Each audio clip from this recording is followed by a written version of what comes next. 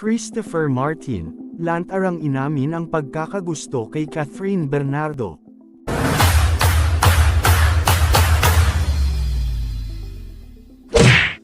Tahasang inamin ng kapuso actor na si Christopher Martin na nagkaroon siya ng matinding paghanga sa kapamilya actress na si Kathryn Bernardo noong nagkasama sila sa Korean drama series na Endless Love.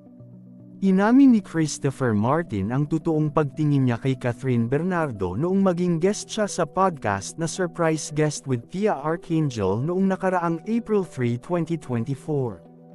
Ayon kay Christopher Martin, una silang nagkakilala ni Kathryn Bernardo noong 13 years old pa lamang siya nang nagkatambal sila sa local adaptation ng hit South Korean series na Endless Love noong 2010 na umir sa GMA7. Ang nasabing teleserye ay pinagbidahan ng mag-asawa na ngayon na sina Dingdong Dantes at Marian Rivera. Ginampanan naman nila noon ni Kathryn Bernardo ang mga younger version nina Dingdong bilang Johnny at Marian Rivera bilang si Jenny. Pagbabahagi pa ng kapuso actor, na kahit bata pa noon ang aktres ay hindi na umano siya nahirapan na makatrabaho ito, dahil noon pa man ay talagang magaling ng artista si Kathryn Bernardo.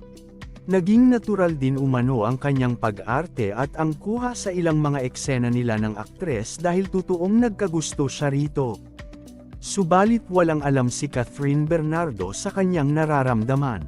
Sa kabilang banda, nauna nang ipinahayag ni Christopher Martin sa panayam sa Fast Talk with Boy Abunda na gusto niyang makasama sa trabaho muli ang aktres at kung maaari ay itutuloy nila ang teleseryeng Endless Love. Sa ngayon ay wala pa namang balita kung sakaling may posibilidad bang magkakatrabaho muli sina Kathryn Bernardo at Christopher Martin.